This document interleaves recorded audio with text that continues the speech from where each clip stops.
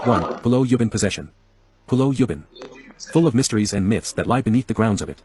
The next time you have plans to visit there, take a time out, and pay respects to the occupants. We might be intruding their peace and might be in their way. This story happened to me when I was in secondary 3, undergoing my NPCC adventure, sergeant course back then. Here it goes. Everything went as well as it is, on the first day.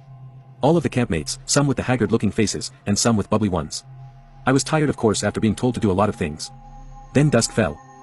It was night time and most of us thought that we could turn in early as our bones and backs were aching after the long training. But that was our imagination. We had to go for a night walk, alone. And yes, I mean alone. Walking alone around Pulau Ubin at night was beyond everyone's imagination.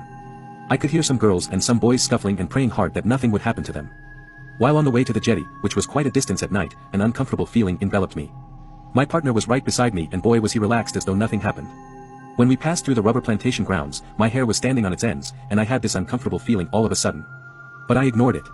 There was a river after that and we had to pass through it. It was a full moon day, and it was bright enough to see your reflection if you were to stand at the edge and peer in the waters. Finally, after quite an ordeal, we managed to step our feet at the jetty, where its starting point was. The officer told us, no matter what happens, don't and never look back and just keep on walking. He told us that, what the route we took earlier was the route back to the campsite. I thought that was the end. One by one of my campmates made their way to it. Scared faces are portrayed in each and every one of them. Finally, it was my turn to follow the route. God knows how I felt at that time. I felt like dying. Scared and fear, all around.